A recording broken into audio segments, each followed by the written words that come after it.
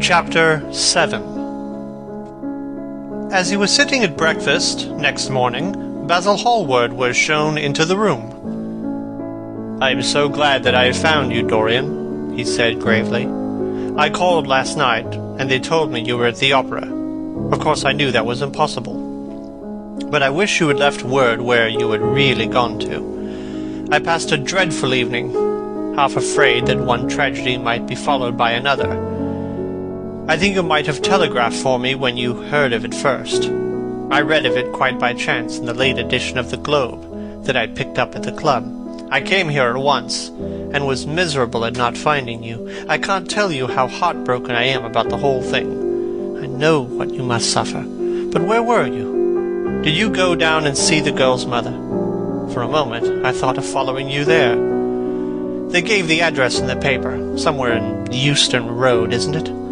But I was afraid of intruding upon a sorrow that I could not lighten. Poor woman! What a state she must be in! And her only child, too. What did she say about it all?" "My dear Basil, how do I know?" murmured Dorian, sipping some pale yellow wine from a delicate gold-beaded bubble of Venetian glass, and looking dreadfully bored. "I was at the opera. You should have come on there. I met Lady Gwendolen, Harry's sister, for the first time. We were in her box. She's perfectly charming, and Patty sang divinely. Don't talk about horrid subjects. If one doesn't talk about a thing, it has never happened. It is simply expression, as Harry says, that gives reality to things. Tell me about yourself and what you are painting." "You went to the opera?" said Hallward, speaking very slowly, and with a strained touch of pain in his voice. "You went to the opera when Sybil Vane was lying dead in some sordid lodging? You can talk to me of other women being charming, and of Patty singing divinely, before the girl you loved has even the quiet of a grave to sleep in? Why, man, there are horrors in store for that little white body of hers." "Stop, Basil. I won't hear it," cried Dorian, leaping to his feet.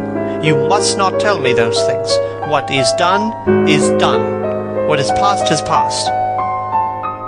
"You called yesterday the past. What has the actual lapse of time got to do with it? It is only shallow people who require years to get rid of an emotion.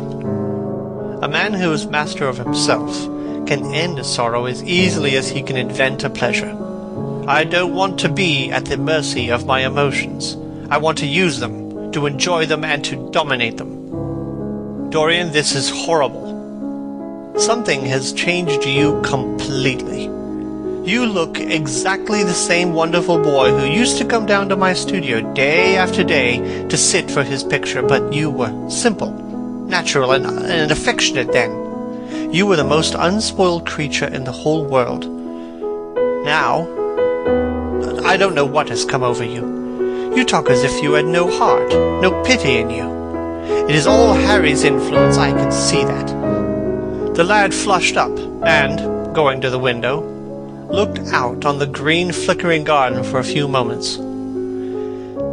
"I owe a great deal to Harry, Basil," he said at last. "More than I owe you. You only taught me to be vain. Well, I am punished for that, Dorian, or shall be someday." "I don't know what you mean, Basil," he exclaimed, turning round. "I don't know what you want. What do you want?" "I want the Dorian Gray I used to know." "Basil," said the lad, going over to him and putting his hand on his shoulder, "you have come too late. Yesterday, when I heard that Sybil Vane had killed herself—" "Killed herself? Good heavens, is there no doubt about that?" cried Hallward, looking up at him with an expression of horror. "My dear Basil, surely you don't think it was a vulgar accident? Of course she killed herself. It is one of the great romantic tragedies of the age. As a rule, people who act lead the most commonplace lives. They are good husbands or faithful wives or something tedious. You know what I mean. middle-class virtue, and all that kind of thing. How different Sybil was. She lived her finest tragedy. She was always a heroine. The night she played, the night you saw her, she acted badly because she had known the reality of love. When she knew its unreality, she died, as Juliet might have died. She passed into the sphere of art. There is something of the martyr about her. Her death has all the pathetic uselessness of martyrdom, all its wasted beauty. But, as I was saying, you must not think I have not suffered. If you had come in yesterday at a particular moment, about 5:30, perhaps, or 5:45, you would have found me in tears. Even Harry, who was here, who brought me the news, in fact, had no idea what I was going through. I suffered immensely. Then it passed away. I cannot repeat an emotion. No one can, except sentimentalists. And you are awfully unjust, Basil. You come down here to console me. That is charming of you. You find me consoled, and you are furious. How like a sympathetic person. You remind me of a story Harry told me about a certain philanthropist who spent 20 years of his life in trying to get some grievance redressed or some unjust law altered. I forget exactly what it was. Finally, he succeeded, and nothing could exceed his disappointment. He had absolutely nothing to do, almost died of ennui, and became a confirmed misanthrope. And besides, my dear old Basil, if you really want to console me, teach me rather to forget what has happened, or to see it from a proper artistic point of view. Was it not Gautier who used to write about la consolation des arts? I remember picking up a little vellum-colored book in your studio one day and chancing on that delightful phrase. Well, I'm not like that young man you told me of when we were down at Marlow together, the young man who used to say that yellow satin could console one for all the miseries of life. I love beautiful things that one can touch and handle. Old brocades, green bronzes, lacquerwork, carved ivories, exquisite surroundings, luxury, pomp. There is much to be gotten from all of these. But the artistic temperament that they create, or at any rate reveal, is still more to me.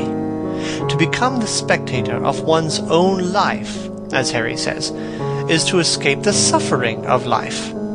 I know you are surprised at my talking to you like this. You've not realized how I have developed. I was a schoolboy when you knew me. I am a man now.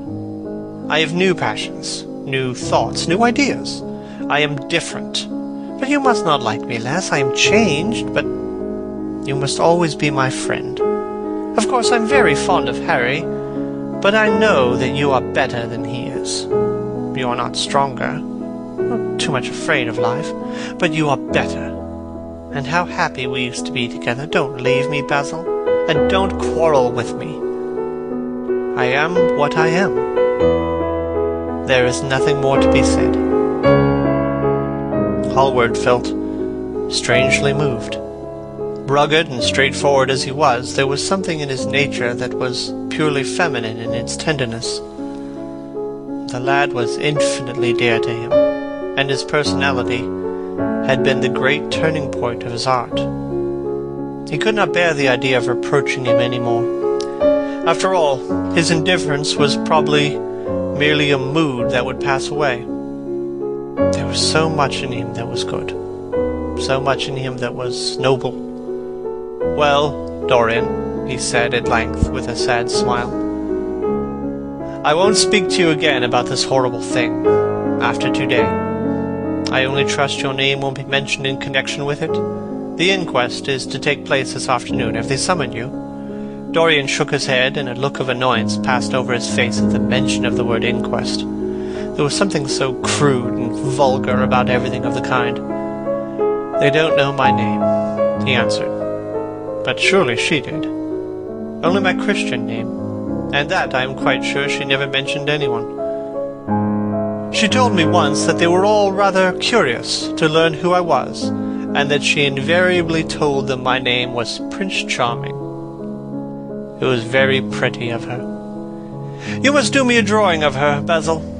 I should like to have something more of her than the memory of a few kisses and some broken, pathetic words. I will try and do something, Dorian, if it would please you. But you must come and sit to me yourself again. I can't get on without you. I'll never sit to you again, Basil. It is impossible, he exclaimed, starting back. Hallward stared at him. My dear boy, what nonsense, he cried. Do you mean to say you don't like what I did of you? Where is it? Why have you pulled that screen in front of it? Oh, let me look at it. It is the best thing I have ever painted. Do take that screen away, Dorian. It is simply horrid of your servant hiding my work like that. I felt that the room looked different as I came in. My servant has nothing to do with it, Basil. You don't imagine I let him arrange my room for me? He settles my flowers for me sometimes, that is all. No, I did it myself. The light was too strong on the portrait. Too strong? Impossible, my dear fellow. It is an admirable place for it. Let me see it. And Hallward walked towards the corner of the room. A cry of terror broke from Dorian Gray's lips, and he rushed between Hallward and the screen. Basil, he said, looking very pale, you must not look at it. I don't wish you to. Not look at my own work. You're not serious. Why shouldn't I look at it? Exclaimed Hallward, laughing. If you try to look at it, Basil, on my word of honor, I will never speak to you again as long as I live. I am quite serious. I don't offer an explanation, and you are not to ask for any. But remember, if you touch this screen, everything is over between us. Hallward was thunderstruck. He looked at Dorian in absolute amazement. He had never seen him like this before. The lad was absolutely pallid with rage.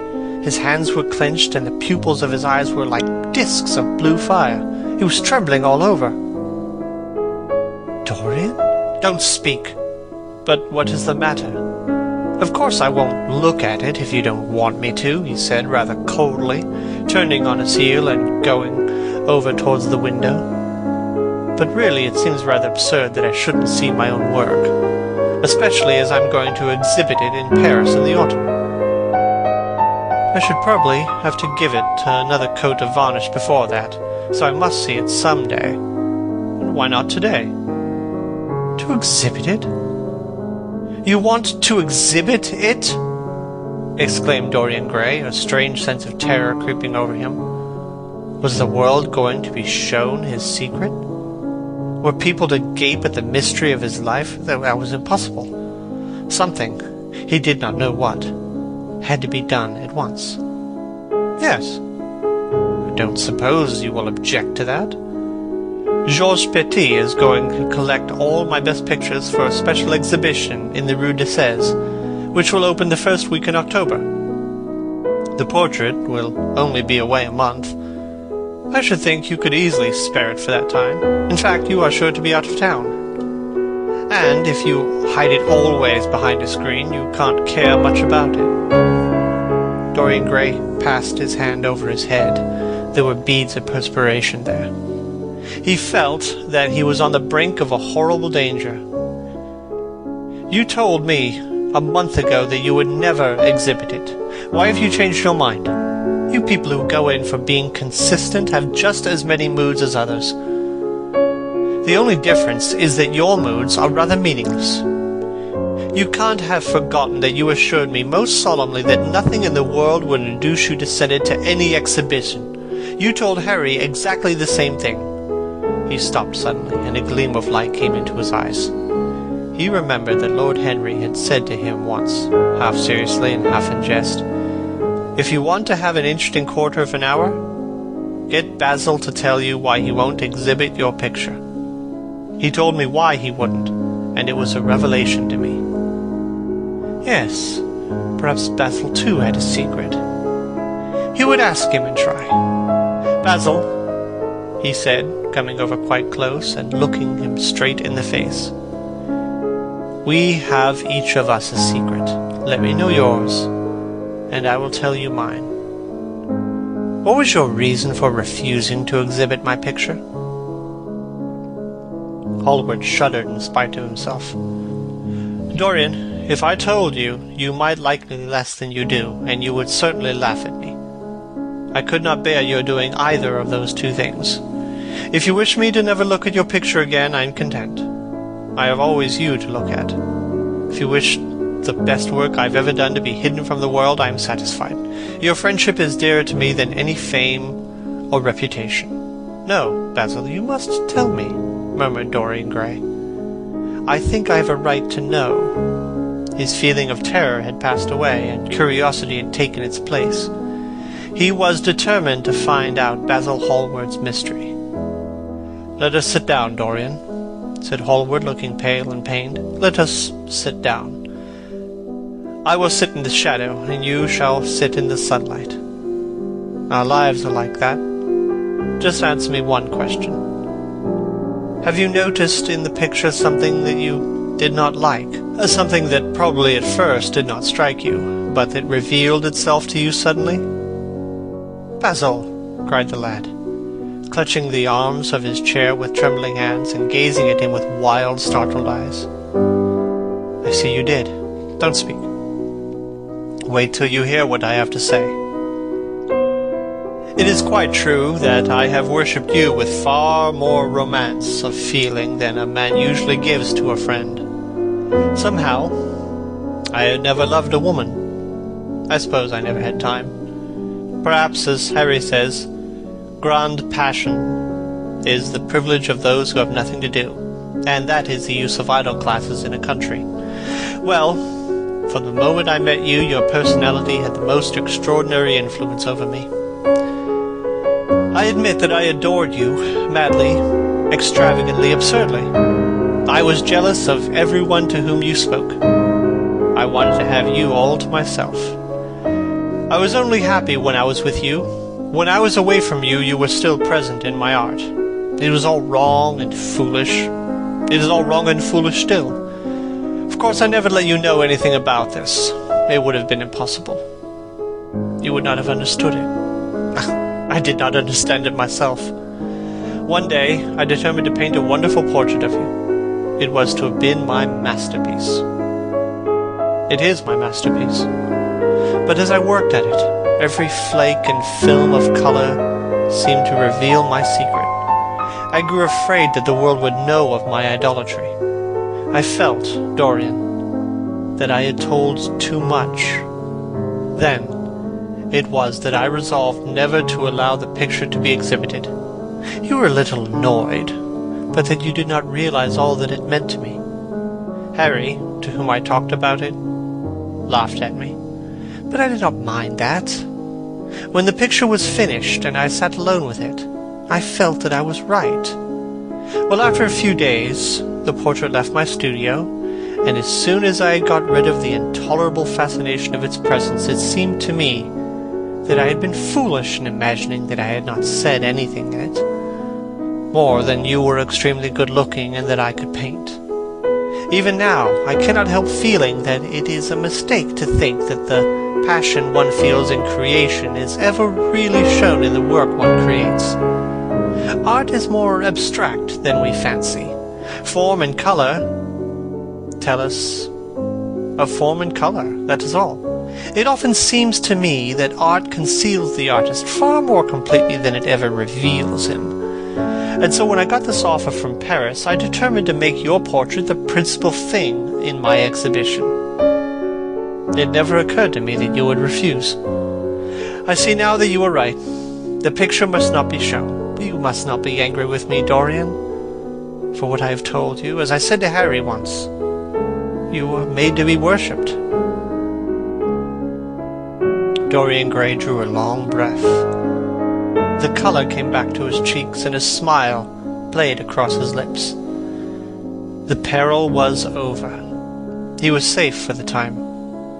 Yet he could not help feel infinite pity for the young man who had just made this strange confession to him.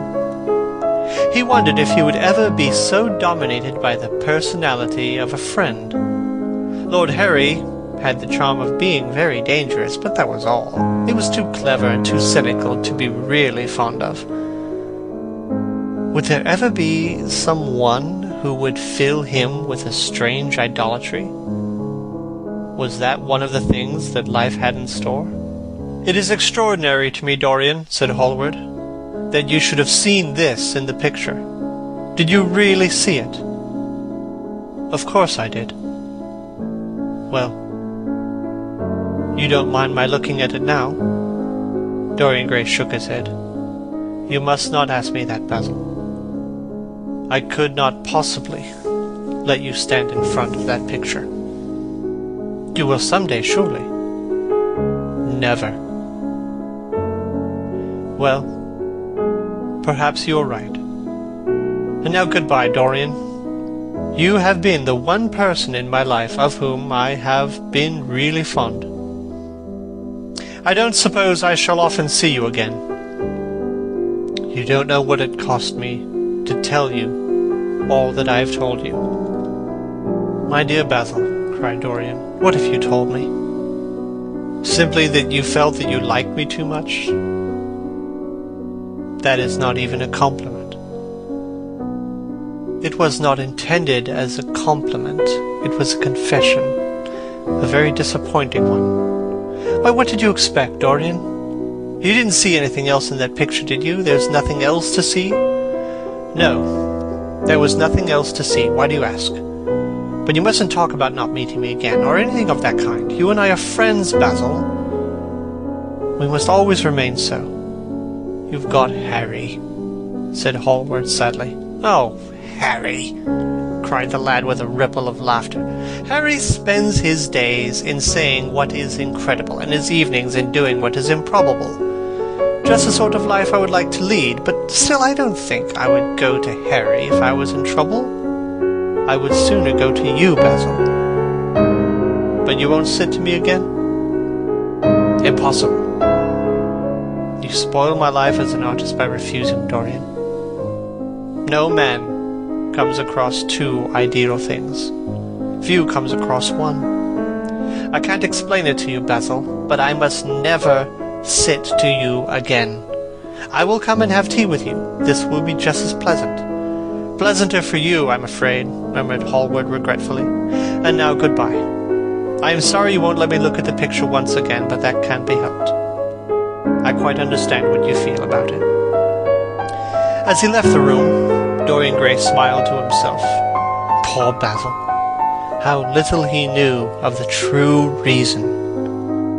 And how strange it was that instead of being forced to reveal his own secret, he had succeeded almost by chance in wresting a secret from his friend. How much that strange confession explained to him. Basil's absurd fits of jealousy, his wild devotion, his extravagant panegyrics, his curious reticences. He understood them all now, and he felt sorry. There was something tragic in a friendship so colored by romance. He sighed and touched the bell. The portrait must be hidden away at all costs.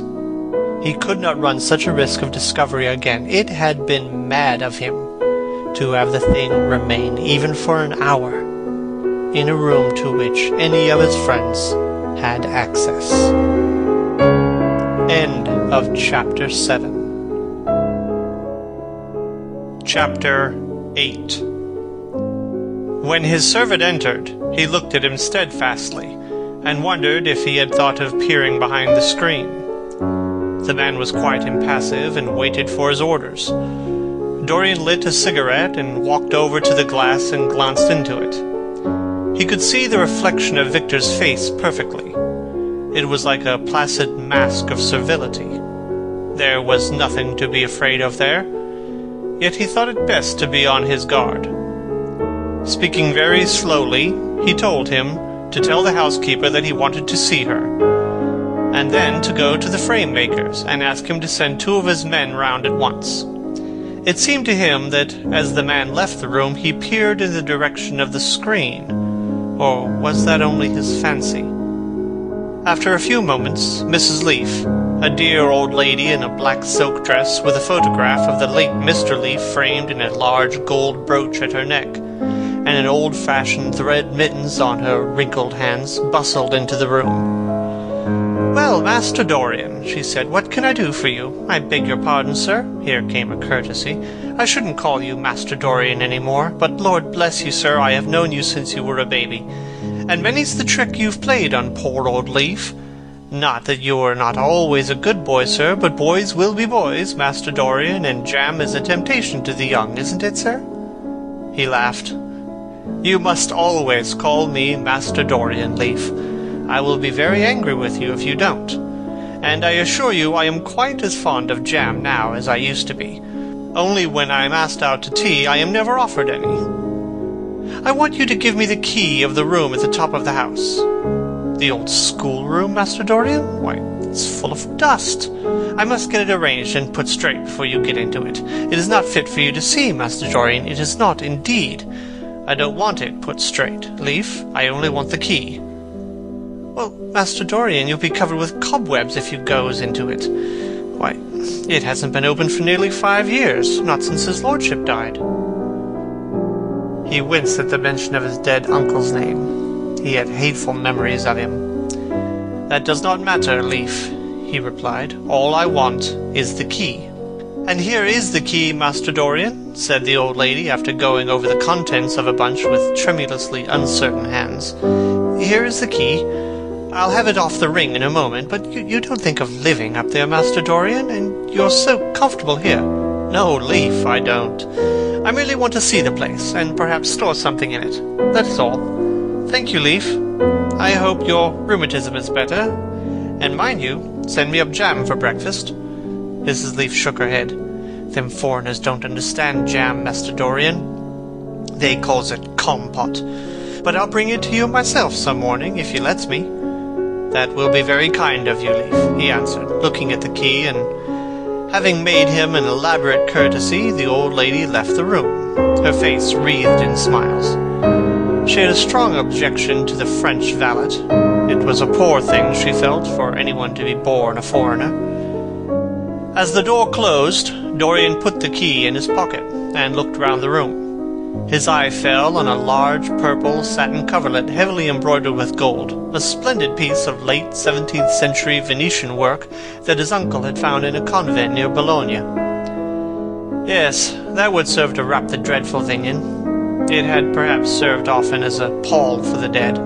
Now it was to hide something that had a corruption of its own, worse than the corruption of death itself. Something that would breed horrors, and yet would never die. What the worm was to the corpse, his sins would be to the painted image on the canvas. They would mar its beauty and eat away its grace. They would defile it and make it shameful. And yet the thing would still live on. It would always be alive. He shuddered, and for a moment he regretted that he had not told Basil the true reason why he had wished to hide the picture away. Basil would have helped him to resist Lord Henry's influence, and the still more poisonous influences that came from his own temperament. The love that he bore him, for it was really love, had something noble and intellectual in it. It was not that merely physical admiration of beauty that is born of the senses and that dies when the senses tire. It was such a love as Michelangelo had known, and Montaigne and Winckelmann and Shakespeare himself. Yes, Basil could have saved him, but it was too late now. The past could always be annihilated. Regret, denial, or forgetfulness could do that, but the future was inevitable. There were passions in him that would find their terrible outlet, dreams that would make the shadow of their evil real. He took up from the couch the great purple and gold texture that covered it, and, holding it in his hands, passed behind the screen. Was the face on the canvas viler than before? It seemed to him that it was unchanged, and yet his loathing of it was intensified. Gold hair, blue eyes, and rose-red lips, they all were there. It was simply the expression that had altered. that was horrible in its cruelty. Compared to what he saw in it of censure or rebuke, how shallow Basil's reproaches about Sybil Vane had been, how shallow, and of what little account. His own soul was looking out at him from the canvas and calling him to judgment. A look of pain came across him, and he flung the rich pall over the picture. As he did so, a knock came to the door. He passed out as his servant entered. "The persons are here, monsieur." He felt that the man must be got rid of at once. He must not be allowed to know where the picture was being taken to. There was something sly about him, and he had thoughtful, treacherous eyes. Sitting down at the writing table, he scribbled a note to Lord Henry, asking him to send round something to read, and reminding him that they were to meet at 8:15 that evening. "Wait for an answer," he said, handing it to him, "and show the men in here." In 2 or 3 minutes there was another knock, and Mr. Ashton himself, the celebrated frame-maker of South Audley Street, came in with a somewhat rough-looking young assistant. Mr. Ashton was a florid, red-whiskered little man, whose admiration for art was considerably tempered by the inveterate impecuniosity of most of the artists who dealt with him. As a rule, he never left his shop. He waited for people to come to him, but he always made an exception in favor of Dorian Gray. There was something about Dorian that charmed everybody. It was a pleasure even to see him. "What can I do for you, Mr. Gray?" he said, rubbing his fat, freckled hands. "I thought I would do myself the honor of coming round in person. I have just got a beauty of a frame, sir. Picked it up at a sale, old Florentine. Came from Fonthill, I believe. Admirably suited for a religious picture, Mr. Gray." "I'm sorry you have given yourself the trouble of coming round, Mr. Ashton. I will certainly drop in and look at the frame, though I don't go in much for religious art, but today I only want a picture carried to the top of the house for me. It is rather heavy, so I thought I would ask you to lend me a couple of your men." "No trouble at all, Mr. Gray. I am delighted to be of any service to you. Which is the work of art, sir?" "This," replied Dorian, moving the screen back. "Can you move it, covering and all, just as it is? I don't want it to get scratched going upstairs." "There will be no difficulty, sir," said the genial frame-maker, beginning, with the aid of his assistant, to unhook the picture from the long brass chain by which it was suspended. "And now, where shall we carry it to, Mr. Gray?" "I will show you the way, Mr. Ashton, if you will kindly follow me. Or perhaps you'd better go in front. I'm afraid it is right at the top of the house. You will go up by the front staircase, as it is wider."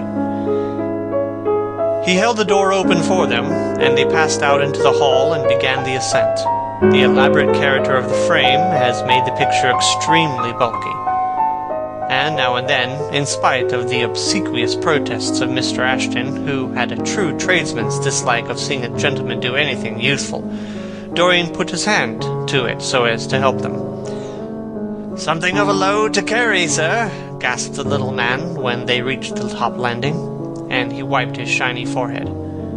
"A terrible load to carry," murmured Dorian as he unlocked the door that opened into the room that was to keep for him the curious secret of his life and hide his soul from the eyes of men. He had not entered the place for more than 4 years. Not, indeed, since he had used it first as a playroom when he was a child, and then as a study when he grew somewhat older. It was a large, well-proportioned room, which had been specially built by the last Lord Sherard, for the use of the little nephew whom, being himself childless, and perhaps for other reasons, he had always hated and desired to keep at a distance. It did not appear to Dorian to have much changed. There was the huge Italian cassone with its fantastically painted panels and its tarnished gilt mouldings, in which he had so often hidden himself as a boy. There was a satinwood bookcase filled with his dog-eared schoolbooks.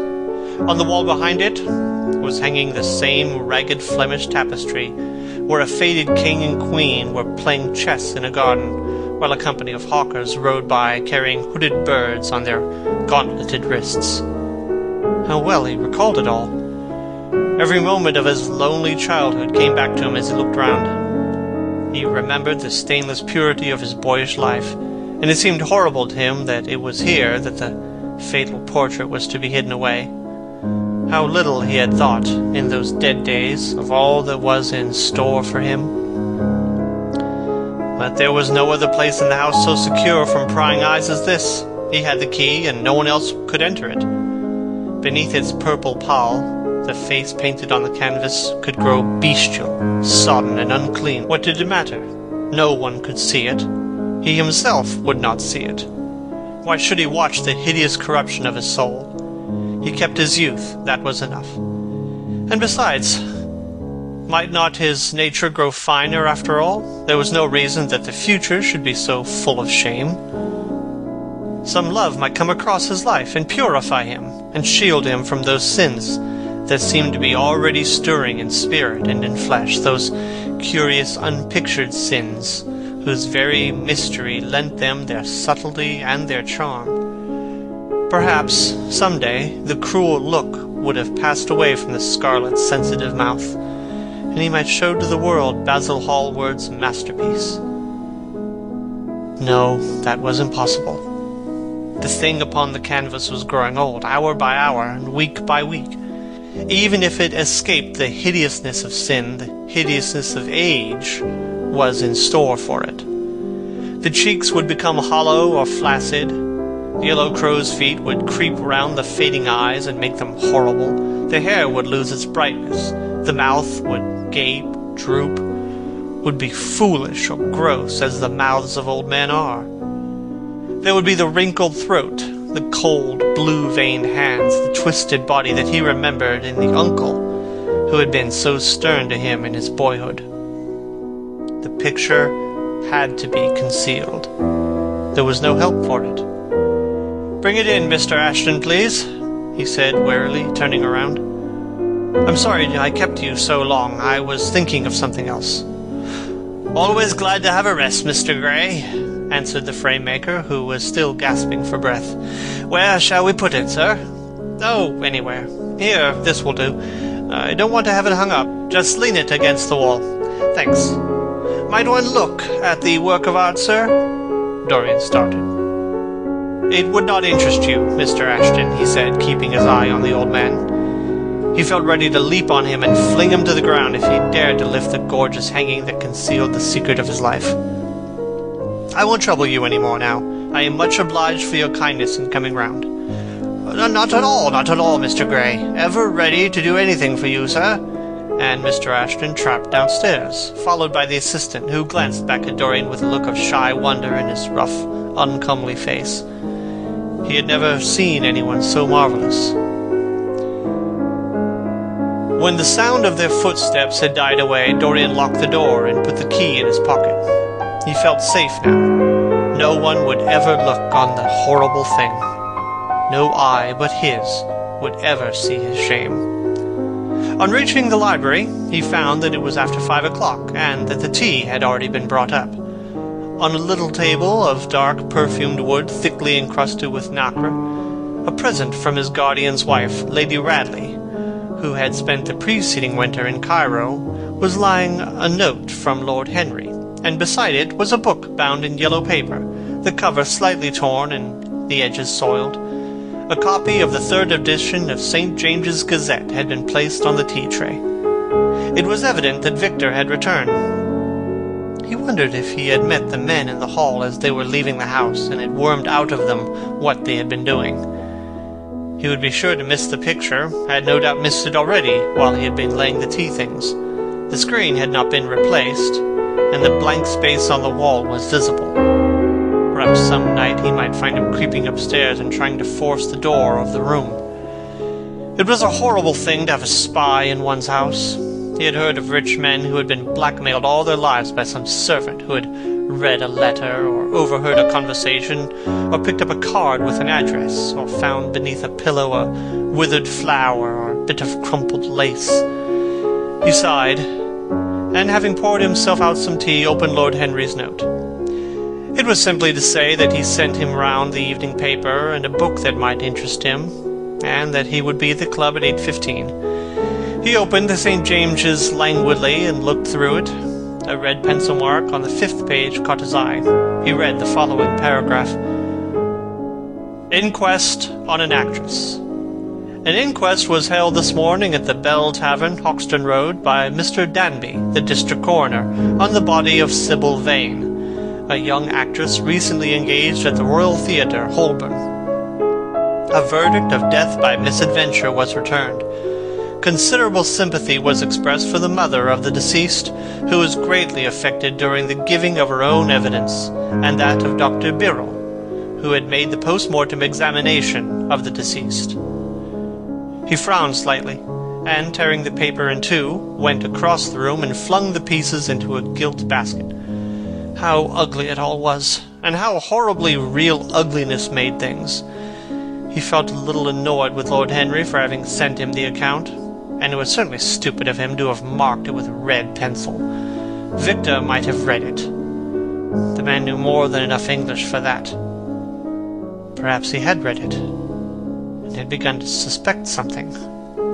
And yet, what did it matter? What had Dorian Gray to do with Sybil Vane's death? There was nothing to fear. Dorian Gray had not killed her. His eye fell on the yellow book that Lord Henry had sent him. What was it, he wondered? He went towards the little pearl-colored octagonal stand that had always looked to him like the work of some strange Egyptian bees who wrought in silver, and took the volume up. He flung himself into an armchair and began to turn over the leaves. After a few minutes he became absorbed. It was the strangest book he had ever read. It seemed to him that in exquisite raiment, and to the delicate sound of flutes, the sins of the world were passing in dumb show before him.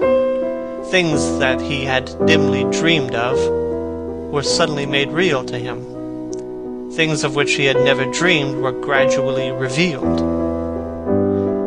It was a novel without a plot, and with only one character, being indeed simply a psychological study of a certain young Parisian, who spent his life trying to realize in the 19th century all the passions and modes of thought that belonged to every century except his own, and to sum up, as it were, in himself, the various moods through which the world spirit had ever passed, loving, for their mere artificiality, those renunciations that men had unwisely called virtue, as much as those natural rebellions that wise men still call sin.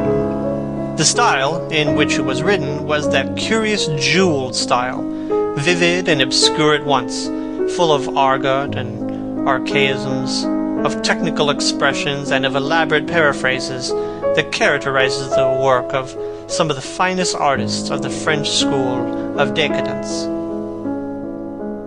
There were in it metaphors as monstrous as orchids, and as evil in color. The life of the senses were described in the terms of mystical philosophy. One hardly knew at times whether one was reading the spiritual ecstasies of some medieval saint or the morbid confessions of a modern sinner. It was a poisonous book. The heavy odor of incense seemed to cling about its pages and to trouble the brain. The mere cadence of the senses, the subtle monotony of their music, so full as it was of complex refrains and movements elaborately repeated, produced in the mind of the lad, as he passed from chapter to chapter, a form of reverie, a malady of dreaming, that made him unconscious of the falling day and the creeping shadows.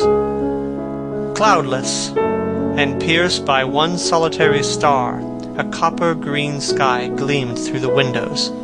He read on by its wan light till he could read no more. Then, after his valet had reminded him several times of the lateness of the hour, he got up, and going into the next room, placed the book on the little Florentine table that always stood at his bedside, and began to dress for dinner. It was almost 9 o'clock before he reached the club, where he found Lord Henry sitting alone in the morning-room, looking very bored. "I am so sorry, Harry," he cried, "but really it is entirely your fault.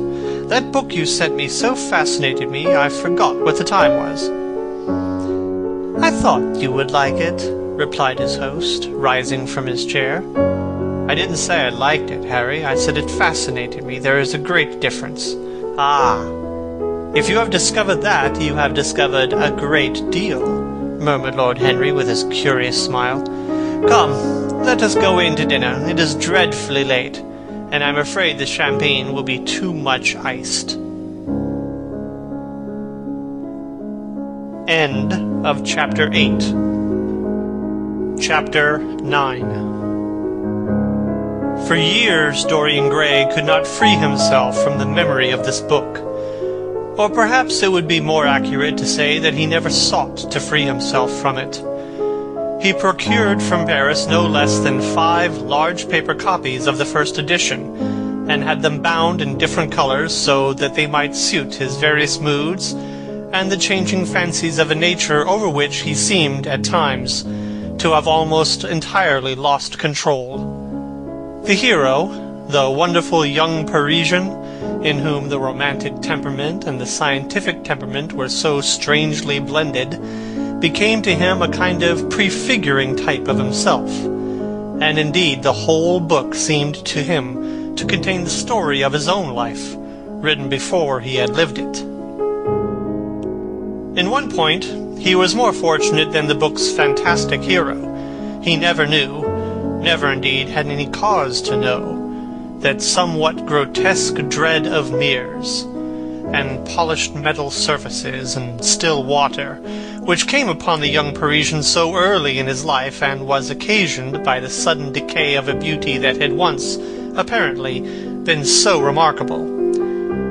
It was with an almost cruel joy, and perhaps in nearly every joy, as certainly in every pleasure, cruelty has its place, that he used to read the latter part of the book, with its really tragic, if somewhat overemphasized, account of the sorrow and despair of one who had lost himself what in others, and in the world, he had most valued.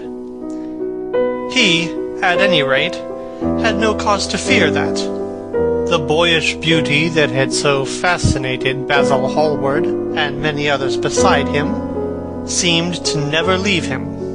Even those who had heard the most evil things against him, and from time to time strange rumors about his mode of life crept through London, and became the chatter of clubs, could not believe anything to his dishonor when they saw him. He had always the look of one who had kept himself unspotted from the world. Men who talked grossly became silent when Dorian Gray entered the room. There was something in the purity of his face that rebuked them. His mere presence seemed to recall to them the innocence that they had tarnished. They wondered how one so charming and graceful as he was could have escaped the stain of an age that was at once sordid and sensuous. He himself, on returning home from one of those mysterious and prolonged absences that gave rise to such strange conjecture among those who were his friends, or thought that they were so, would creep upstairs to the locked room, open the door with the key that never left him, and stand, with a mirror, in front of the portrait that Basil Hallward had painted of him, looking now at the evil and aging face on the canvas, and now at the fair young face that laughed back at him from the polished glass. The very sharpness of the contrast used to quicken his sense of pleasure. He grew more and more enamored of his own beauty, more and more interested in the corruption of his own soul. He would examine with minute care, and often with a monstrous and terrible delight, the hideous lines that seared the wrinkling forehead or crawled around the heavy sensual mouth, wondering sometimes which were the more horrible, the signs of sin or the signs of age.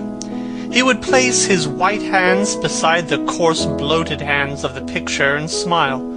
He mocked the misshapen body and failing limbs.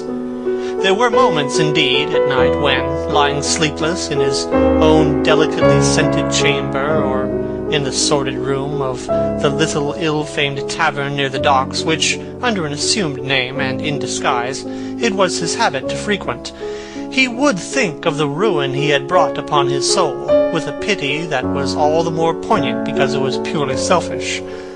But moments such as these were rare.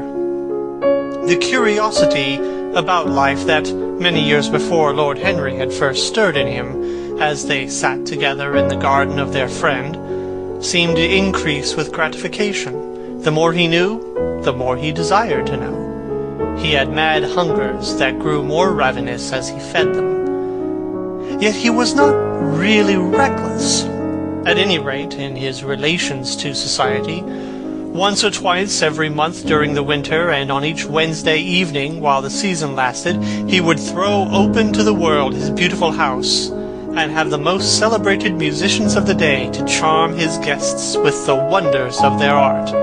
His little dinners, in the setting of which Lord Henry always assisted him, were noted as much for the careful selection and placing of those invited, as for the exquisite taste shown in the decoration of the table, with its subtle symphonic arrangements of exotic flowers and embroidered cloths, and antique plate of gold and silver.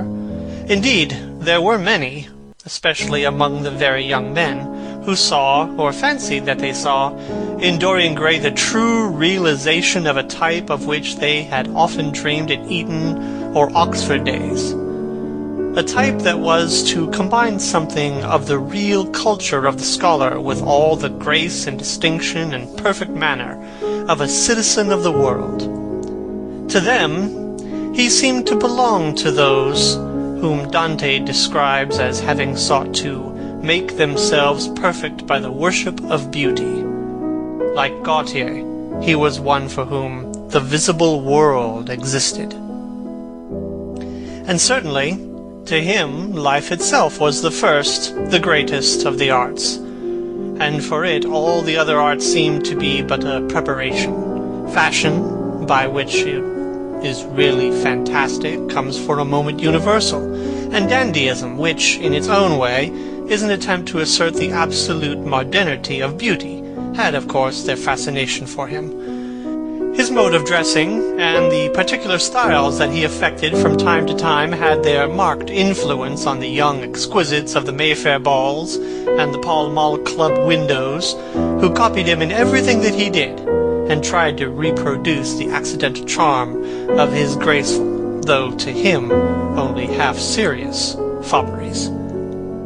For, while he was but too ready to accept the position that was almost immediately offered to him on his coming of age, and found, indeed, a subtle pleasure in the thought that he might really become to the London of his own day what to imperial Neronian Rome the author of the Satyricon had once been, yet in his inmost heart he desired to be something more than a mere arbiter elegantarium, to be consulted on the wearing of a jewel, or the knotting of a necktie, or the conduct of a cane. He sought to elaborate some new scheme of life that would have its reasoned philosophy and its ordered principles, and find in the spiritualizing of the senses its highest realization.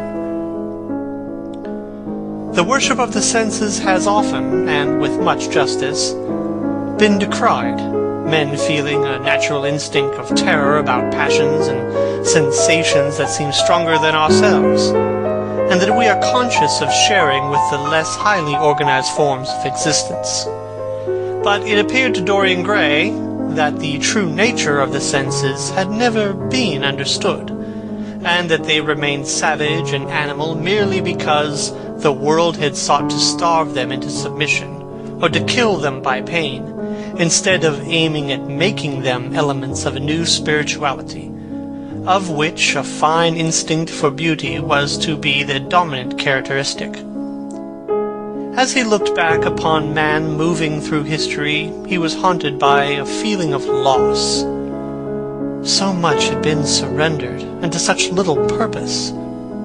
There had been mad, willful rejections, monstrous forms of self-torture and self-denial, whose origin was fear, and whose result was a degradation infinitely more terrible than the fancied degradation from which, in their ignorance, they had sought to escape, nature in her wonderful irony driving the anchorite out to herd with the wild animals of the desert, and giving to the hermit the beasts of the field as his companions. Yes, there was to be, as Lord Henry had prophesied, a new hedonism that was to recreate life, and to save it from that harsh, uncomely Puritanism that is having, in our own day, its curious revival. It was to have its service of the intellect, certainly. It was never to accept any theory or system that would involve the sacrifice of any mode of passionate experience. Its aim, indeed, was to be experience itself, and not the fruits of experience, sweet or bitter as they might be. Of the asceticism that deadens the senses, as of the vulgar profligacy that dulls them, it was to know nothing. But it was to teach man to concentrate himself upon the moments of a life that is itself but a moment. There are few of us who have not sometimes wakened before dawn, either after one of those dreamless nights that make one almost enamored of death, or one of those nights of horror and misshapen joy, when through the chambers of the brain sweep phantoms more terrible than reality itself, and instinct with that vivid life that lurks in our grotesques, and that lends to Gothic art its enduring vitality, this art being, one might fancy, especially the art of those whose minds have been troubled with the malady of reverie. Gradually, white fingers creep through the curtains, and they appear to tremble. Black fantastic shadows crawl into the corners of the room and crouch there. Outside there is the stirring of birds among the leaves, or the sound of men going forth to their work, or the sigh and sob of the wind coming down from the hills and wandering round the silent house, as though it feared to awake the sleepers. Veil after veil of thin dusky gauze is lifted, and by degrees the forms and colors of things are restored to them, and we watch the dawn remaking the world in its antique pattern. The wan mirrors get back their mimic life. The flameless tapers stand where we have left them, and beside them lies the half-read book that we had been studying, or the wired flower that we had worn at the ball, or the letter that we had been afraid to read, or that we had read too often. Nothing seems to us changed. Out of the unreal shadows of the night come back the real life that we had known. We have to resume it where we had left off, and there steals over us a terrible sense of the necessity for the continuance of energy in the same wearisome round of stereotyped habits, or a wild longing, it may be, that our eyelids might open some morning upon a world that had been refashioned anew from our pleasure in the darkness, a world in which things would have fresh shapes and colors, and be changed, or have other secrets, a world in which the past would have little or no place, or survive, at any rate, in no conscious form of obligation or regret, the remembrance even of joy having its bitterness, and the memories of pleasure their pain. It was the creation of such worlds as these that seemed to Dorian Gray to be the true object, or among the true objects, of life. And in his search for sensations that would be at once new and delightful, and possess that element of strangeness that is so essential to romance, he would often adopt certain modes of thought that he knew to be really alien to his nature, abandon himself to their subtle influences, and then, having, as it were, caught their color and satisfied his intellectual curiosity, leave them with that curious indifference that is not incompatible with a real ardor of temperament, and that indeed, according to certain modern psychologists, is often a condition of it. It was rumored of him once that he was about to join the Roman Catholic Communion, and certainly the Roman ritual had always a great attraction for him, the daily sacrifice, more awful really than all the sacrifices of the antique world, stirred him as much as its superb rejection of the evidence of the senses, as by the primitive simplicity of its elements and the eternal pathos of the human tragedy that it sought to symbolize.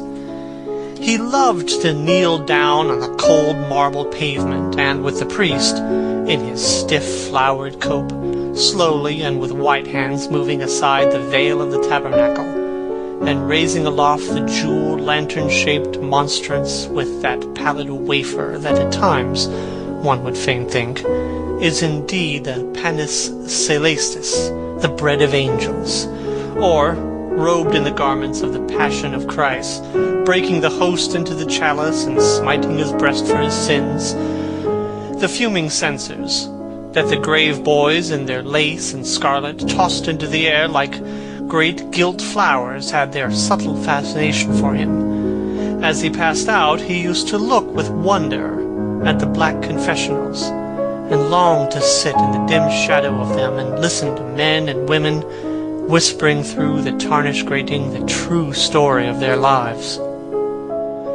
But he never fell into the error of arresting his intellectual development by any formal acceptance of creed or system, or of mistaking for a house in which to live an inn that is but suitable for the sojourn of a night, or for a few hours of a night in which there are no stars and the moon is in travail. Mysticism, with its marvelous power of making common things strange to us, and the subtle antinomianism that always seems to accompany it, moved him for a season.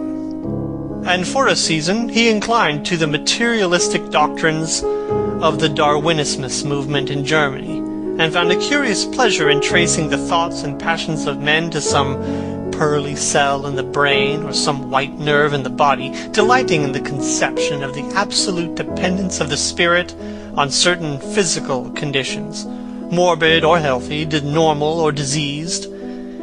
Yet, as has been said of him before, no theory of life seemed to him to be of any importance compared with life itself. He felt keenly conscious of how barren all intellectual speculation is when separated from action and experiment. He knew that the senses, no less than the soul, have their mysteries to reveal. And so he would now study perfumes, and the secrets of their manufacture, distilling heavily scented oils and burning odorous gums from the East.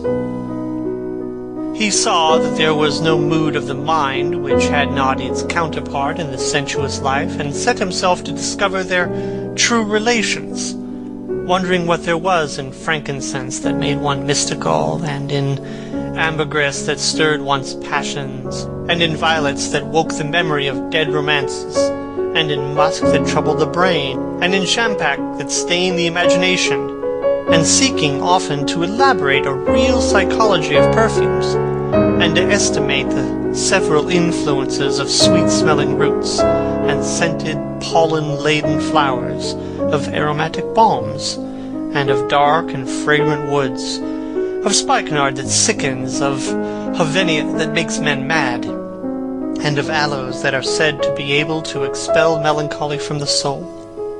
At another time he devoted himself entirely to music, and in a long latticed room with a vermilion and gold ceiling and walls of olive green lacquer, he used to give curious concerts in which mad gypsies tore wild music from little zithers, or grave yellow-shawled Tunisians plucked at the strained strings of monstrous lutes, while grinning Negroes beat monotonously upon copper drums, or turbaned Indians, crouching upon scarlet mats, blew through long pipes of reed or brass, and charmed, or feigned to charm, great hooded snakes and horrible horned adders. The harsh intervals and shrill discords of barbaric music stirred him at times when Schubert's Grace, or Chopin's Beautiful Sorrows, and the mighty harmonies of Beethoven himself fell unheeded on his ear. He collected together from all parts of the world the strangest instruments that could be found, either in the tombs of dead nations, or among the few savage tribes that had survived contact with Western civilizations, and loved to touch and try them. He had the mysterious Juruparis of the Rio Negro Indians, that women are not allowed to look at, and that even youths may not see till they have been subjected to fasting and scourging, and the earthen jars of the Peruvians that have the shrill cries of birds, and flutes of human bones such as Alfando de Oval heard in Chile, and the sonorous green stones that are found near Cusco, and give forth a note of singular sweetness. He had painted gourds filled with pebbles that rattled when they were shaken, the long clarin of the Mexicans, into which the performer does not blow, but through which he inhales the air, the harsh ture of the Amazon tribes, that is sounded by the sentinels who sit all day long in trees, and that can be heard, it is said, at a distance of 3 leagues. The Teponaztli, that has 2 vibrating tongues of wood and is beaten with sticks that are smeared with an elastic gum, obtained from the milky substance of plants. The yotl bells of the Aztecs that are hung in clusters like grapes, and a huge cylindrical drum, covered with the skins of great serpents, like the one that Bernal Diaz saw when he went with Cortez into the Mexican temple, and of whose doleful sound he has left us so vivid a description. The fantastic character of these instruments fascinated him, and he had a curious delight in the thought that art, like nature, has her monsters, things of bestial shape and with hideous voices. Yet after some time he wearied of them, and would sit in his box at the opera either alone or with Lord Henry, listening in rapt pleasure to Tannhauser, and seeing in that great work of art a presentation of the tragedy of his own soul. On another occasion he took up the study of jewels, and appeared at a costume ball as Anne de Joyeuse, Admiral of France, in a dress covered with 560 pearls. He would often spend a whole day settling and resettling in their cases the various stones that he had collected, such as the olive-green chrysoberyl that turns red by lamplight, the chemophane with its wire-like line of silver, the pistachio-colored periodot, rose-pink and wine-yellow topazes, carbuncles of fiery scarlet with tremulous 4-rayed stars, flame-red cinema stones, orange and violet spinels, and amethysts, with their alternate layers of ruby and sapphire. He loved the red gold of the sunstone, and the moonstone's pearly whiteness, and the broken rainbow of the milky opal. He procured from Amsterdam 3 emeralds of extraordinary size and richness of color, and had a turquoise de la Vieille Roche that was the envy of all the connoisseurs. He discovered wonderful stories also about jewels. In Alfonso's Clericales Disciplina, a serpent was mentioned with the eyes of real jacinth, and in the romantic history of Alexander, he was said to have found snakes in the Vale of Jordan with collars of real emeralds growing on their backs. There was a gem in the brain of the dragon, Philostratus told us, and by the exhibition of gold letters and a scarlet robe the monster could be thrown into a magical sleep and slain. According to the great alchemist Pierre de Boniface, the diamond rendered a man invisible, and the agate of India made him eloquent. The cornelian appeased anger, and the hyacinth provoked sleep, and the amethyst drove away the fumes of wine. The garnet cast out demons, and the hydropicus deprived the moon of her color. The selenite waxed and waned with the moon, and the meloceus that discovers thieves could be affected only by the blood of kids. Leonardus Camillus had seen a white stone taken from the brain of a newly killed toad that was a certain antidote against poison. The bezoar that was found in the heart of the Arabian deer was a charm that could cure the plague. In the nests of Arabian birds was the aspilates that, according to Democritus, kept the wearer from any danger of fire. The king of Ceylon rode through his city with a large ruby in his hand, as the ceremony of his coronation. The gates of the palace of John the priest were made of sardius, with the horn of the horned snake inwrought, so that no man might bring poison within. Over the gable were 2 golden apples, in which were 2 carbuncles, so that the gold might shine by day and the carbuncles by night. In Loge's strange romance, A Marguerite of America, it was stated that in the chamber of Marguerite were seen all the chaste ladies of the world, enchased out of silver, looking through fair mirrors of chrysolites, carbuncles, sapphires, and green emeralds. Marco Polo had watched the inhabitants of Zapango place a rose-colored pearl in the mouth of the dead. A sea monster had been enamored of the pearl that the diver brought to King Perozes, and had slain the thief, and mourned for 7 moons over his loss. When the Huns lured the king into the great pit, he flung it away, Procopius tells the story. Nor was it ever found again, though the Emperor Anastasius offered 500 weight of gold pieces for it. The King of Malabar had shown a Venetian a rosary of 104 pearls, one for every god that he worshipped. When the Duc de Valentinois, son of Alexander VI, visited Louis XII of France, his horse was loaded with gold leaves, according to Brantome, and his cap had double rows of rubies that threw out a great light. Charles of England had ridden in stirrups hung with 321 diamonds. Richard II had a coat, valued at 30,000 marks, which was covered with balas rubies. Hall described Henry VIII, on his way to the Tower previous to his coronation, as wearing a jacket of raised gold, the placard embroidered with diamonds and other rich stones, and a great baldric about his neck of large balases. The favorites of James I wore earrings of emeralds set in gold filigrane. Edward II gave to Piers Gaveston a suit of red gold armor studded with jacksons, and a collar of gold roses set with turquoise stones, and a skull-cap parsem with pearls. Henry II wore jeweled gloves reaching to the elbow, and had a hawk glove set with 12 rubies and 52 great pearls. The ducal hat of Charles the Rash, the last Duke of Burgundy of his race, was studded with sapphires and hung with pear-shaped pearls. How exquisite life had once been! How gorgeous in its pomp and decoration! Even to read of the luxury of the dead was wonderful. Then he turned his attention to embroideries, and to the tapestries that performed the office of frescoes in the chill rooms of the northern nations of Europe.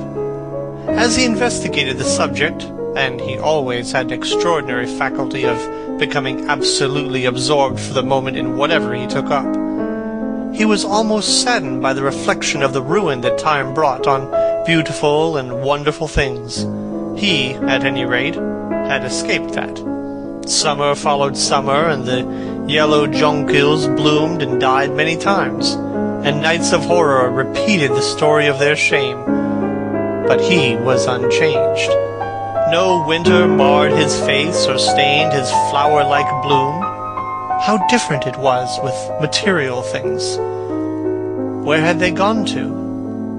Where was the great crocus-colored robe on which the gods fought against the giants that had been worked for Athena? Where the huge velarium that Nero had stretched across the Colosseum at Rome, on which were represented the starry sky, and Apollo driving a chariot drawn by white gilt-reined steeds?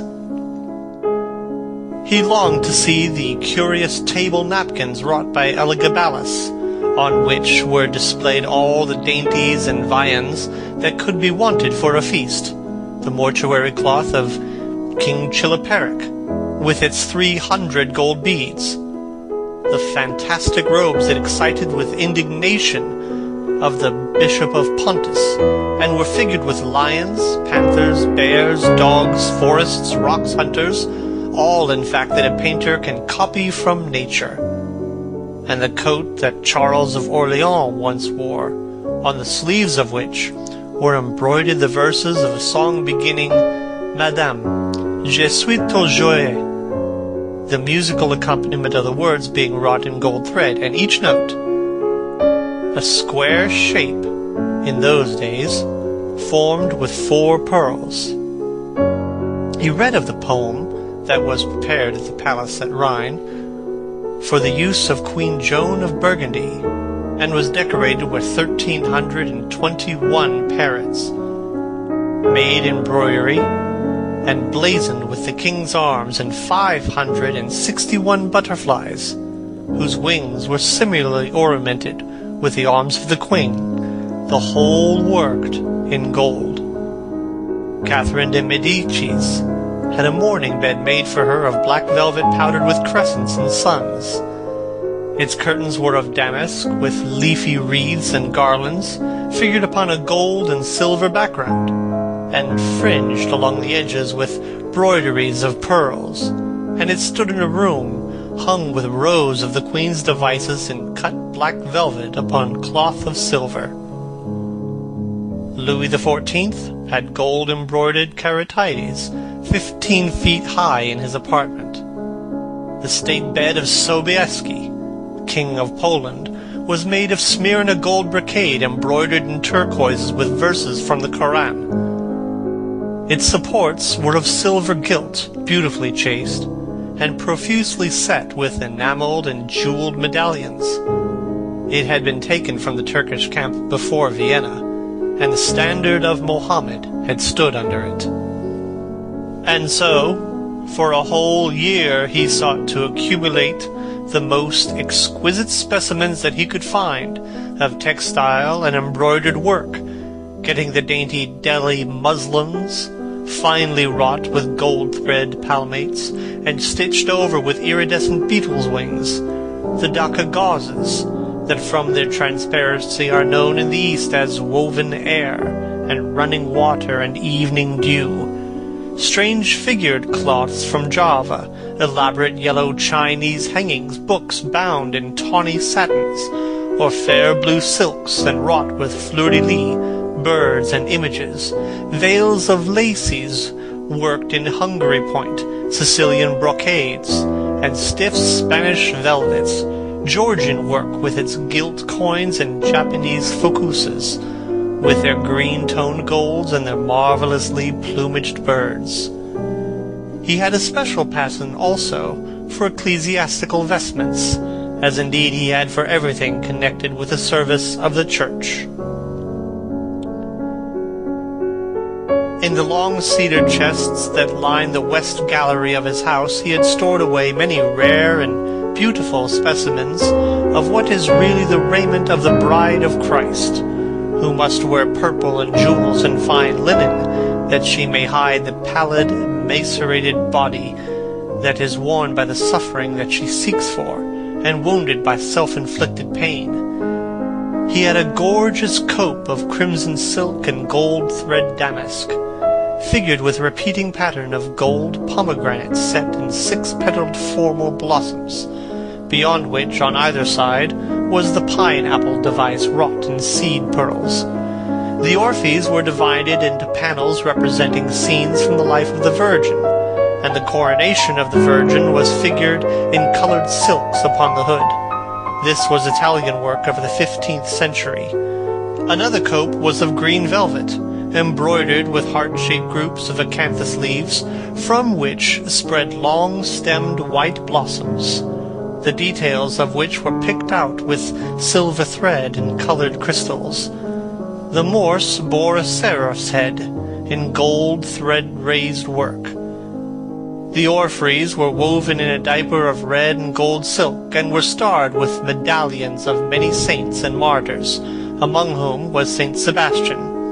He had chasubles, also, of amber-colored silk and blue silk and gold brocade, and yellow silk damask and cloth of gold, figured with representations of the Passion and Crucifixion of Christ, and embroidered with lions and peacocks and other emblems, dalmatics of white satin and pink silk damask, decorated with tulips and dolphins and fleur-de-lis, altar frontals of crimson velvet and blue linen, and many corporals, chalice veils, and sudaria. In the mystic offices to which these things were put, there was something that quickened his imagination. For these things, and everything that he collected in his lovely house, were to be to him means of forgetfulness, modes by which he could escape for a season from the fear that seemed to him at times to be almost too great to be borne.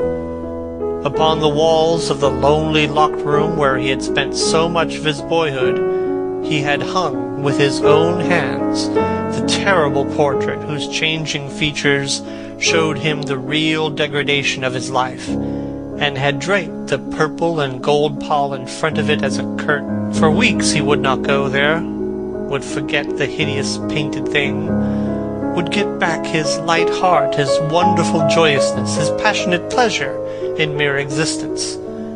Then, suddenly, some night he would creep out of the house, go down to dreadful places near Bluegate Fields, and stay there, day after day, until he was driven away. On his return, he would sit in front of the picture, sometimes loathing it and himself, but filled, at other times, with that pride of rebellion that is half the fascination of sin, and smiling with secret pleasure at the misshapen shadow that had to bear the burden that should have been his own. After a few years, he could not endure to be long out of England, and gave up the villa that he had shared at Trouville with Lord Henry, as well as the little white-walled-in house at Algiers, where he had more than once spent his winter.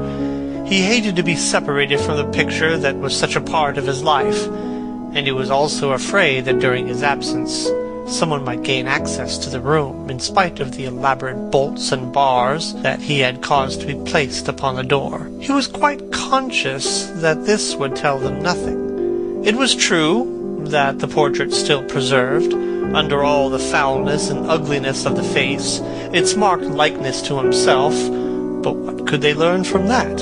He would laugh at anyone who tried to taunt him. He had not painted it. What was it to him how vile and full of shame it looked? Even if he told them, would they believe it? Yet he was afraid. Sometimes, when he was down at his great house in Nottinghamshire, entertaining the fashionable young men of his own rank, who were his chief companions, and astounding the country by the wanton luxury and gorgeous splendor of his mode of life, he would suddenly leave his guests and rush back to town to see that the door had not been tampered with, and that the picture was still there. What if it should be stolen? The mere thought made him cold with horror. Surely the world would know his secret then. Perhaps the world already suspected it. For, while he fascinated many, there were not a few who distrusted him. He was blackballed at a West End club, of which his birth and social position fully entitled him to become a member, and on one occasion, when he was brought by a friend to the smoking room of the Carlton, the Duke of Berwick and another gentleman got up in a marked manner and went out. Curious stories became current about him after he passed his 25th year. It was said that he had been seen brawling with foreign sailors in a low den in the distant parts of Whitechapel, and that he consorted with thieves and coiners and knew the mysteries of their trade. His extraordinary absences became notorious, and when he used to reappear again in society, men would whisper to each other in corners, or pass him with a sneer, or look at him with cold, searching eyes, as if they were determined to discover his secret. Of such insolences and attempted slights he, of course, took no notice, and in the opinion of most people his frank debonair manner, his charming boyish smile, and the infinite grace of that wonderful youth that seemed never to leave him, were in themselves a sufficient answer to the calumnies, for so they called them, that were circulated about him. It was remarked, however, that those who had been most intimate with him appeared, after a time, to shun him. Of all his friends, or so-called friends, Lord Henry Wotton was the only one who remained loyal to him. Women who had wildly adored him, and for his sake had braved all social censure and set convention at defiance, were seen to grow pallid with shame or horror if Dorian Gray entered the room. Yet these whispered scandals only lent him, in the eyes of many, his strange and dangerous charm. His great wealth was a certain element of security. Society, civilized society at least, is never very ready to believe anything to the detriment of those who are both rich and charming.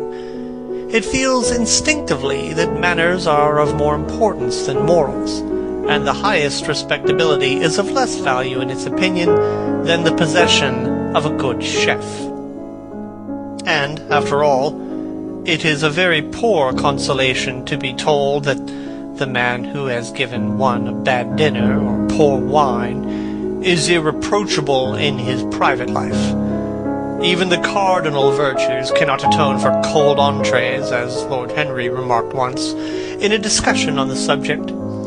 And there is possibly a good deal to be said for his view, for the canons of good society are, or should be, the same as the canons of art. Form is absolutely essential to it. It should have the dignity of a ceremony, as well as its unreality, and should combine the insincere character of a romantic play with the wit and beauty that make such plays charming. Is insincerity such a terrible thing? I think not. It is merely a method by which we can multiply our personalities. Such, at any rate, was Dorian Gray's opinion. He used to wonder at the shallow psychology of those who conceive the ego in man as a thing simple, permanent, reliable, and of one essence. To him, man was a being with myriad lives and myriad sensations.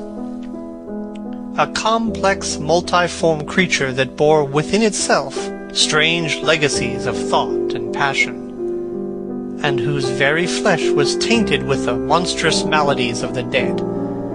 He loved to stroll through the gaunt portraits of those whose blood flowed in his veins. Here was Philip Herbert, described by Francis Osborne in his Memoirs of the Reigns of Queen Elizabeth and King James, as the one who was caressed by the court for his handsome face, which kept him not long company. Was it young Herbert's life that he sometimes led? Had some strange poisonous germ crept from body to body till it had reached his own? Was it some dim sense of that ruined grace that had made him so suddenly, and almost without cause, give utterance in Basil Hallward's studio to that mad prayer that had so changed his life? Here, in gold-embroidered red doublet, jewelled surcoat, and gilt-edged ruff and waistband stood Sir Anthony Sherard, with his silver and black armour piled at his feet. What had this man's legacy been? Had the lover of Giovanna of Naples bequeathed him some inheritance of sin and shame? Were his own actions merely the dreams that the dead man had not dared to realize? Here, from the fading canvas, smiled Lady Elizabeth Devereux, in her gauze hood, pearl stomacher, and pink-slashed sleeves. A flower was in her right hand, and her left clasped an enameled collar of white and damask roses. On a table by her side lay a mandolin and an apple. There were large green rosettes upon her little pointed shoes. He knew her life and the strange stories that were told about her lovers. Had he something of her temperament in him? Those oval, heavy-lidded eyes that seemed to look curiously at him. What of George Willoughby, with his powdered hair and fantastic patches? How evil he looked! The face was saturnine and swarthy, and the sensual lips seemed to be twisted with disdain. Delicate lace ruffles fell over the lean yellow hands that were so overladen with rings. He had been a macaroni of the 18th century, and the friend, in his youth, of Lord Ferrars. What of the second Lord Sherard, the companion of the Prince Regent in his wildest days, and one of the witnesses at the secret marriage of Mrs. Fitzherbert? How proud and handsome he was, with his chestnut curls and insolent pose. What passions had he bequeathed? The world had looked upon him as infamous. He had led the orgies at Carlton House. The star of the Garter glittered upon his breast. Beside him hung the portrait of his wife, a pallid, thin-lipped woman in black. Her blood also stirred within him. How curious it all seemed! Yet one had ancestors in literature, as well as in one's own race, near perhaps in type and temperament, many of them, and certainly with an influence of which one was more absolutely conscious. There were times when it seemed to Dorian Gray that the whole of history was merely the record of his own life, not as he lived it in act and circumstance, but as his imagination had created it for him, as it had been in his brain and in his passions. He felt that he had known them all, those strange, terrible figures that had passed across the stage of the world, and made sin so marvelous and evil so full of wonder. It seemed to him that in some mysterious way their lives had been his own. The hero of a dangerous novel that had so influenced his life had himself had this curious fancy.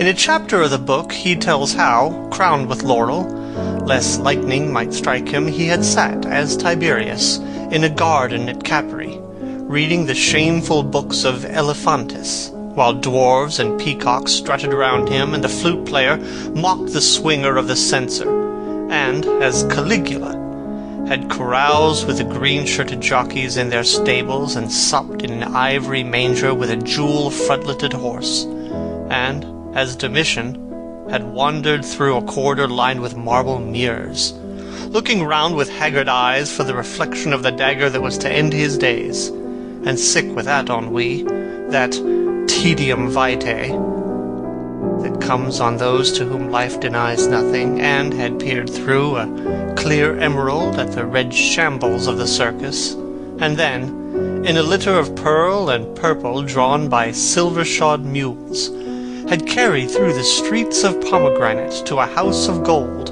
and heard men cry on Nero Caesar as he passed by, and, as Elagabalus had painted his face with colours, and plied the distaff among the women, and brought the moon from Carthage, and given her in a mystic marriage to the sun. Over and over again Dorian used to read this fantastic chapter, and the chapter immediately following, in which the hero describes the curious tapestries that he had woven for him from Gustave Moreau's designs, and on which were pictured the awful and beautiful forms of those whom vice and blood and weariness had made monstrous or mad. Filippo, Duke of Milan, who slew his wife and painted her lips with a scarlet poison. Pietro Barbi, the Venetian, known as Paul II, who sought in his vanity to assume the title of Formosus, and whose tiara, valued at 200,000 florins, was bought at the price of a terrible sin. Gian Maria Visconti, who used hounds to chase living men, and whose murdered body was covered with roses by a harlot who had loved him. The Borgia, on his white horse, with fratricide riding beside him, and his mantle stained with the blood of Porotto. Pietro Riario, the young Cardinal Archbishop of Florence, child and minion of Sixtus IV, whose beauty was equalled only by his debauchery, and who had received Leonora of Aragon in a pavilion of white and crimson silk, filled with nymphs and centaurs, and gilded a boy that he might serve her at the feast as Ganymede or Hylas. Ezelin, whose melancholy could be cured only by the spectacle of death, and who had a passion for red blood, as other men have for red wine. the son of the fiend, as was reported, and one who had cheated his father at dice when gambling with him for his own soul, Giambattista Cibo, who in mockery took the name of Innocent, and into whose torpid veins the blood of 3 lads was infused by a Jewish doctor, Sigismondo Malatesta, the lover of Isotta, and the Lord of Rimini, whose effigy was burned at Rome as the enemy of God and man, who strangled Polissena with a napkin, and gave poison to Ginevra d'Este in a cup of emerald, and in honor of a shameful passion built a pagan church for Christian worship. Charles VI, who had so wildly adored his brother's wife that a leper had warned him of the insanity that was coming on him, and who could only be soothed by Saracen cards painted with the images of love and death and madness. And in his trimmed jerkin and jeweled cap and acanthus-like curls, Grinfonetto Baglioni, who slew Astore with his bride, and Sigmonetto with his page, and whose comeliness was such that, as he lay dying in the yellow piazza of Perugia, those who had hated him could not choose but weep, and Atalanta, who had cursed him, blessed him. There was a horrible fascination in them all. He saw them at night, and they troubled his imagination in the day. The Renaissance knew of strange manners of poisoning by a helmet and a lighted torch, by an embroidered glove and a jeweled fan, by a gilded pomander, and by an amber chain. Dorian Gray had been poisoned by a book. There were moments when he looked on evil simply as a mode through which he could realize his own conception of the beautiful. End of Chapter 9.